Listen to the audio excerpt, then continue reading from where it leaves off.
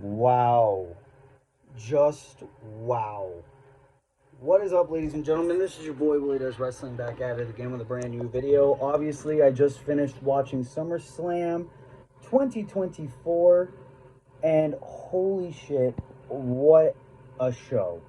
Like, definitely, hands down, one of the best shows of the past decade, in my honest opinion. It was definitely one of the greatest wrestling pay-per-views in recent memory. I loved every moment of it. So I'm going to hop on here real quick, shoot the shit, and talk about what happened on the show, my thoughts on the show, what I think might happen in the future. Basically, my SummerSlam 2024 review. So obviously, we kicked off with the Women's World Championship. Liv Morgan defended against Rhea Ripley. Dominic Mysterio was on the outside. Rhea Ripley was selling a shoulder injury, and there was a couple of points in the match where she put it back in her socket. I think it was a work, but the ending really set the precedent for the rest of the night as Dominic Mysterio in the closing moments prevented Rhea from hitting Liv Morgan with a chair, and then Dominic intentionally slid the chair underneath the ring, got the referee's attention, which allowed Liv Morgan to hit a Oblivion on the chair to retain the Women's World Championship. And then Dominic lifted Liv Morgan up. They kissed, and it was confirmed Dominic did that on purpose. Dominic turns on Rhea Ripley, and it set the stage for the rest of the night. Damian Priest, in specific, was super pissed off, was like, I'm going to kill that kid, blah, blah, blah. Finn Balor acting suspicious as fuck. Then we got the Intercontinental Championship match. Braun Breaker challenged Sami Zayn. A very fun encounter between the two, but in the end, the right man won. They righted the wrong from Money in the Bank. Braun Breaker is the new Intercontinental Champion, and I think this is the right call as well, because I believe Braun Breaker is the future of the WWE. We already know WWE officials really love Braun Breaker, but now he finally got that first main roster championship run. Hopefully, Braun Breaker has a good, long, and enjoyable run as IC champion, because I think Braun Breaker has what it takes to be a definite future world champion in the next 2 or 3 years, tops. Because Braun Breaker definitely deserves it. And for Sami Zayn, this is good for him too, because he can get involved in the Bloodline storyline if he wants to.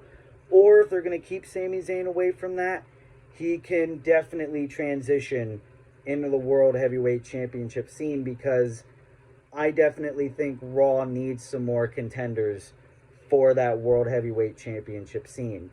Then we go on to the United States Championship. LA Knight challenged Logan Paul. MGK was on the show. Absolutely fucking stupid. Logan and LA Knight got into it before the matchup. They had a little bit of a brawl beforehand. Then the match got started. Pretty decent showing between the two. In the end, MGK tried getting involved, tried giving him like brass knuckles with a chain on it. Logan Paul lightly tapped LA Knight, tried to go for the buckshot lariat, but LA Knight hit the BFT, got the win. The bad U.S. Championship run of Logan Paul is over. Even if we take the shitty thing he said about that U.S. Olympic women's boxer aside, Logan Paul was definitely one of the worst U.S. champions in recent memory.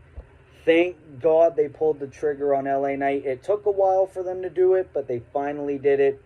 And I hope LA Knight can bring some prestige back to the United States Championship, because Logan Paul really ruined the prestige. And the United States Championship's my favorite belt of all time. Like, come on, man. Anyways, congratulations to LA Knight, the new United States Champion. And then we had Bayley defending the Women's Championship against Nia Jax. Closing stages, Tiffany Stratton tried teasing a Money in the Bank cash-in. Bayley was able to fight her off. which allowed Nia Jax to take over, hit 2 Annihilators for the win. It's going to be very, very interesting to see what the future holds now with Nia as women's champion and Tiffany Stratton as women's Money in the Bank, whether it leads to Tiffany turning on Nia or they just stay together until either Tiffany loses the briefcase or Nia loses the belt, one of the two. But this alliance seems good, and I'm glad that Nia Jax finally has another women's title run. I think she definitely deserved it, 100%. Then we get to the match everyone has been looking forward to. We got Drew McIntyre versus CM Punk with Seth Rollins as the special guest referee. Seth Rollins was really yelling at the two competitors for nearly the entire match, but CM Punk could still go. Sure, his cardio's a little bit shitty, but Punk really held his own in there, I feel. And I am not mad at all about how Punk performed in that match, 100%. So I think it's very good that CM Punk was hopefully not injured. Hopefully there's no reports by Sean Ross Sapp tomorrow being CM Punk injured his leg or injured his shoulder. Closing stages, CM Punk had Drew McIntyre in the Anaconda Vice, but then he tried to get the AJ Lee and Larry bracelet off of Drew, but Seth ended up distracting Punk, and then Seth ended up wearing the bracelet, which really pissed off Punk, and then Punk hit Seth Rollins with the GTS, which allowed McIntyre to take advantage with the Claymore, and then Drew McIntyre got the win. I got that prediction wrong, but you know what? I'm not at all mad at that. I think Drew McIntyre really needed that redemption. Shouldn't lose every single PLE he ever competes in. I think that would have been stupid 110%. I don't think this feud is over by any means. I think this feud is going to continue. But it's going to be very interesting to see what the future holds.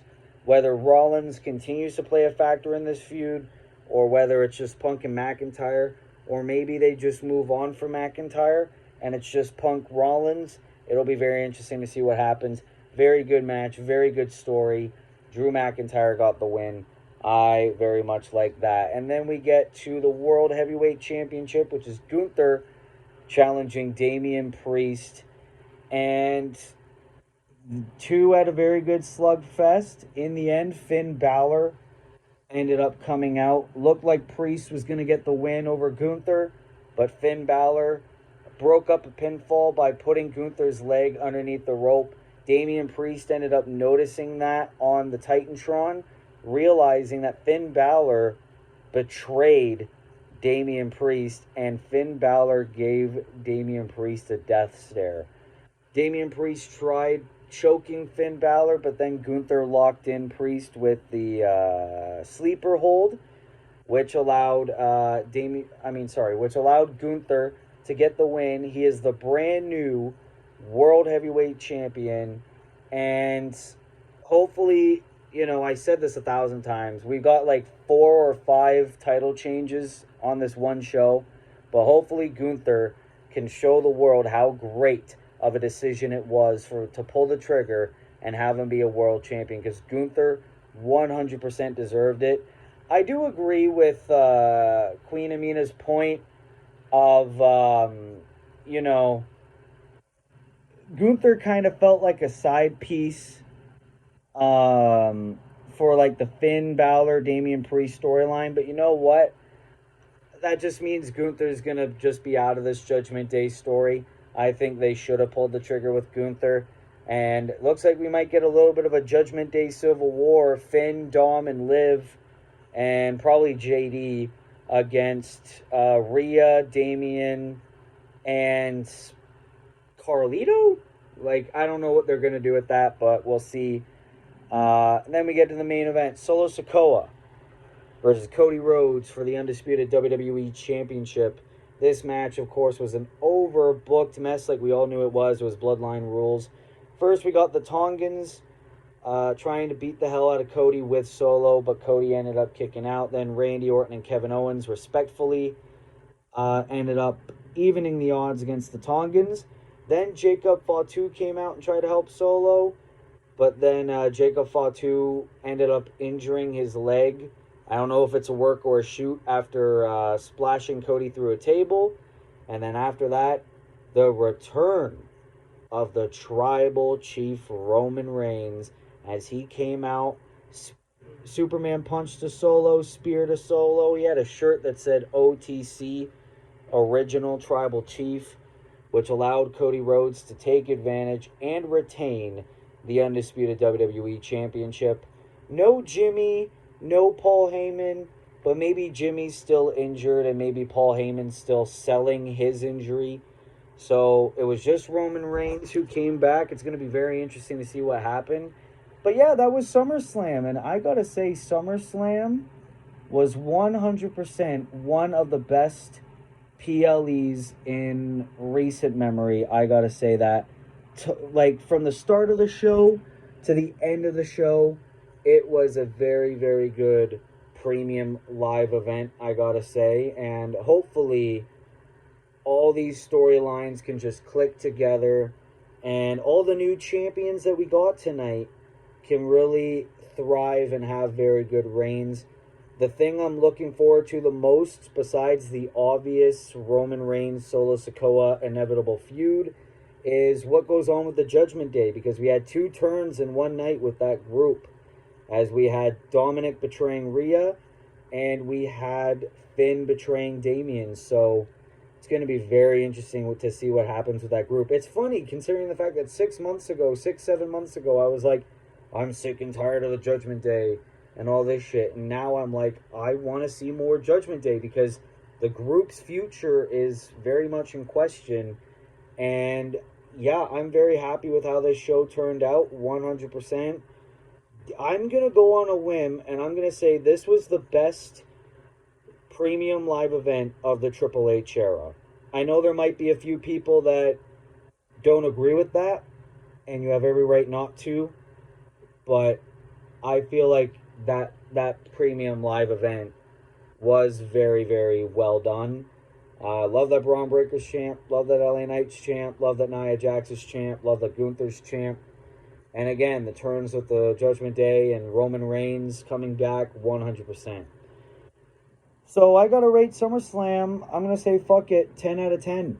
Even though I got like 2 matches wrong in my predictions, I got Bayley Nia wrong, and I got Liv and... No. I got Punk Drew wrong. But even then, still a very good show. So, ladies and gentlemen, I rate SummerSlam a 10 out of 10. Leave your thoughts down in the comments below. Leave your ratings down in the comments below. Ladies and gentlemen, I believe we're over 1,000 videos into this YouTube channel. It's fucking crazy.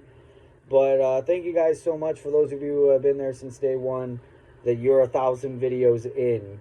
100% crazy town. Go check out the Universe Mode I just did. Go check out the live stream that I did with the Flex Zone podcast. I only reacted to one match on that show. But shout out to the Flex Zone podcast for allowing me on. Watch the whole stream if you want to. It was a very enjoyable stream. I had a lot of fun for the limited amount of time I was on there. But, yeah, no. Leave your thoughts down in the comments below. If you're new here, be sure to leave a like. Be sure to subscribe. Be sure to turn those post notifications on, so that way you never miss an upload. And until next time, this has been your boy, Willie Does Wrestling. I will see you in the next video. Be good people, and peace.